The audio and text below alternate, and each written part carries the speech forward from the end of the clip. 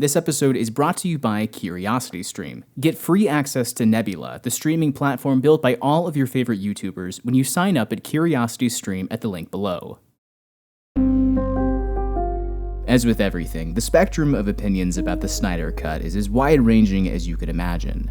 There are the fans declaring that its release is a monumental victory for artistic expression. There are the journalists worried that Warner Brothers' actions are setting a dangerous precedent by caving to the worst kinds of toxic fans. And doubtless, there are those in the middle who just found #ReleaseTheSnyderCut annoying more than anything else.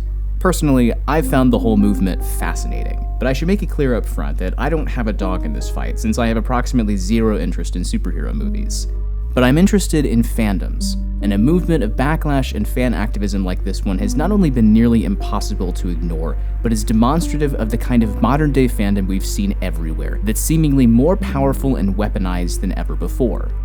I think if you want to understand how and why a movement like this one comes about, you have to look at what long preceded it. I'm not talking about the production of Justice League or whoever it was that first tweeted that now infamous hashtag, but a timeline of events that stretches back decades. Because the seeds for a movement like this were planted a long time ago. Anyone with a cursory knowledge of film history is well aware that the list of directors who've had their films ripped away from them is extensive. Do a quick Google search and you'll find blood-boiling stories like RKO cutting over an hour of footage from Orson Welles' The Magnificent Ambersons, Richard Stanley fired only days into shooting The Island of Dr. Moreau, and Richard Williams ousted from The Thief and the Cobbler, the passion project he'd spent nearly 30 years working on. Although Zack Snyder left Justice League's post-production for reasons of family tragedy rather than being fired, the film that was released was so clearly twisted into something significantly different than what he intended. This unfortunate reality is the jumping-off point for the argument I'd like to make. Naturally, any story that falls into this terrible subgenre of film history is entirely arresting, and when it's one that occurs inside of an established franchise, it attracts all the more attention. The point here isn't so much that events like these happen, or that they'll continue to happen, because for as pessimistic as it sounds, there's no reason to think that they won't. The point is what they can and often do lead to. Director's cuts have popped up here and there for decades. The Gold Rush, The Wild Bunch, American Graffiti, but the arrival of home video changed everything, and the format became a wider market in and of itself. And although uncommon, it hasn't been unheard of for directors to be brought back and granted the creative freedom stripped from them when their film was taken away. That was Ridley Scott's experience when he returned to create the final cut of Blade Runner in 2007, even going so far as to have new footage shot for a film that was 25 years old. And it was also Richard Donner's experience. In a story that mirrors the events of Justice League's production and aftermath to an ironic degree, Donner was unceremoniously fired from the director's chair by the producers of Superman 2 after having completed an estimated 75% of the film's principal photography. Like Justice League, the theatrical cut of Superman 2, released in 1980, was a hodgepodge of scenes from two separate directors with two separate tonalities, Donner and his replacement Richard Lester. 25 years after its release, Warner Brothers invited Donner back to reconstruct the film as he originally saw it, and in 2006, the Richard Donner cut was released. And it all came about, in large part, because of one thing. If only Twitter was around back then. In the early 2000s, a concerted fan initiative spent years campaigning and pounding at Warner's doors to get Donner's version of the film released. Curiously enough, one of the significant aspects of the fan movement was a bootleg version of Superman 2 constructed and circulated amongst fans that included excised scenes from Donner's cut that had popped up in various international television broadcasts over the years. "We would all prefer to get the footage properly," the bootleg's anonymous editor was quoted saying. "I'm really asking them to make my project obsolete." The phenomenon of fan edits is still a relatively new outlet within film culture, but it's demonstrative of a kind of intensity found within fandoms that's absolutely nothing new. If you've watched my videos for a while, this is something I've touched on before. We all know about this, the pockets of any and every fandom for whom the content is closer to obsession than just pastime. Fanboys, otaku, Trekkies, Whovians, Potterheads, the girls screaming over the Beatles on The Ed Sullivan Show. The kind of folks who not only feel a semblance of ownership over their favorite content, but who live as though that content were almost their own sacred religion. I mean, seriously. For DC fans, the announcement of the Snyder Cut's release was the equivalent of the second coming of Christ. Furthermore, think back to the first 2 years of #release the Snyder Cut. The primary goal of the movement wasn't just getting Snyder's cut released, but was literally proselytizing about its very existence. Is it real? Is it not? Are you a believer? Are you not? I don't believe it exists. It never existed. It doesn't exist. Regardless of how obsessive any individual fan is, one of the undeniable and possibly even inevitable aspects of fandom overall is that dreaded B word. And again, like obsessive fandoms, this is nothing new. Long before Joss Whedon and Jar Jar Binks, there was the matter of Sherlock Holmes' death. In 1893, Sir Arthur Conan Doyle published The Final Problem, in which he killed off the beloved detective. And the response from readers was astronomical, so much so that the magazine the Holmes stories were published in nearly went under due to the tens of thousands who canceled their subscriptions. Now, all of these elements, films being altered against the director's wishes, the rise of alternate cuts, obsessive fanboys, and fan backlash, are all of the elements that swirled together to give rise to something like the Snyder Cut movement. And the thing that united all of these things together was the perceived disrespect of the franchise. The complaint about the 2017 theatrically released Justice League wasn't so much that it was simply bad, but that it was wrong. That it was a near total deviation from the look and feel and tone of Snyder's 2 previous films. So much so that it wasn't just inconsistent, but that it betrayed those films and by extension those who'd supported the franchise. Combine that with the cult of Zack Snyder followers, a trio of villains found in Joss Whedon, John Berg, and Jeff Johns who were deemed responsible for mangling Snyder's vision, and the mounting evidence that suggested an alternate cut did indeed exist, and 1, 2, 3, you've got yourself a holy grail and a crusade to capture it. Even to a superhero agnostic like me, this has been a fascinating story to watch play out, in large part because of its conclusion, because the film has actually been released. But that conclusion is not unique, because as long as there's been popular fiction, there's been backlash. And although most fan backlashes fade into nothingness, it hasn't been entirely uncommon for the fans to win. A handful of years after the publication of The Final Problem, due in all likelihood to fan pressure, Sir Arthur Conan Doyle reversed course and brought Sherlock Holmes back to life for a series of new stories. But it doesn't stop there.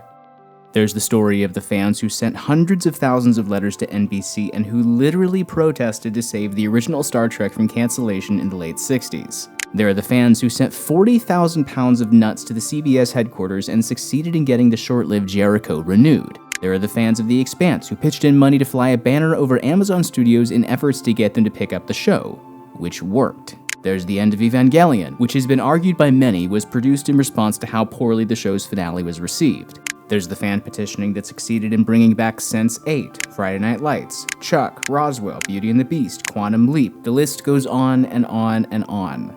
And this is of course to say nothing of the endless retconning and redesigns we've seen announced over the past handful of years, prompted entirely by instances of fan backlash. In fact, it seems like every other week there's a new story within film culture for folks to get riled up over, something to save or something to change. And when it happens, the story is always the same. Fans detect disrespect in the treatment of a franchise, they fight back, and the content owner concedes. What's new, or still relatively new, are two things, and this is the key to the entire subject. A fandom like the DCEU is bigger than ever before because we're living in a world where this kind of massive tentpole blockbuster is bigger than ever before. You've heard of the 4-quadrant movie? Now we have the 150 country movie. These are massive products intended to appeal to the absolute widest audience possible. The films are bigger than ever, and the fandoms for massive properties like this are bigger than ever. And because of social media platforms and the way that outrage and malicious behavior have become a kind of social currency in and of themselves, they're louder than ever before. The story of the Snyder Cut movement is the same story that's been told before, only this one is as pumped up as its steroidal heroes. This is frankly the reason why I would push back against the idea that Warner's is setting a dangerous precedent that will embolden fans to initiate similar movements in the future. I agree that fans will be emboldened, but when have fans not been emboldened to do exactly that? This so-called precedent has been set over and over and over. If anything, WB releasing the Snyder Cut is just par for the course. What's different is that the volume has now been dialed up to 11. Because of that, this entire movement, more than any other recent fan backlash, has felt like a kind of sign of the times for the industry. The rate that this story of backlash and concession is being told is ramping up and gaining speed. Personally, I think that the Snyder Cut's release is a justified one. I think it's a good thing that Snyder has had the chance to finish the film that he was hired to make in the first place. Although I have to say that the fan movement as a whole is not one without a sense of irony. I found it incredibly amusing that it was simultaneously a giant middle finger to Warner Brothers and an outstretched hand begging for a new product. Although in that regard, I suppose it's a win-win. Fans have no doubt gotten the movie that they want, and Warner's has gotten to take their money. This is not in the slightest some kind of victory for artistic expression or a studio seeing the error of their ways and righting a wrong. It's WB identifying a new way to make money and promote their new streaming service. But the direction that the industry is going in, where backlashes and retractions like this happen so often and at such a massive level, is another issue. We're seeing more and more of this, and I don't think there's any reason to believe it's going to stop or slow down. Whether or not that's a good thing is a complex issue for which there isn't an easy answer. It should go without saying that malicious comments and death threats are stupid and lazy, and that the folks who send them should do us all a favor and grow up. But even if you separate them from the rest of any of these fan movements, you still have an industry that relies on massive global franchises with equally massive fandoms who are all well versed in the art of weaponizing their Twitter accounts. And unless either of those disappear, we are going to see more fan movements just like this. Because there are more fans than ever, and they are louder than ever before. And this is what fans have always done.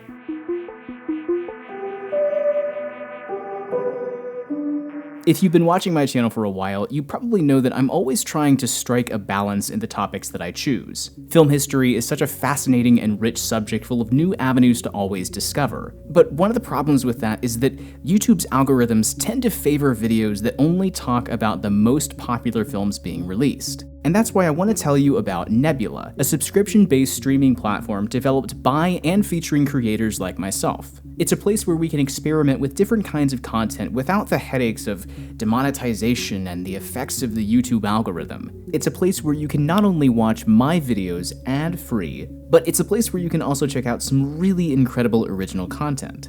But it gets even better. I'm sure you've heard of CuriosityStream, but if you haven't, they are a wonderful home to thousands of top-quality documentaries and non-fiction shows on a wide variety of subjects, like this fascinating feature-length documentary right here about one of my very favorite artists, Hergé, the writer and illustrator of the classic Tintin comics. Now, the good folks at CuriosityStream have partnered with Nebula to create a bundle. So if you sign up for CuriosityStream using the link below, you'll get Nebula for free. 2 streaming services for the price of 1. So much amazing content to dive into, and by signing up, you'll be supporting independent creators like myself.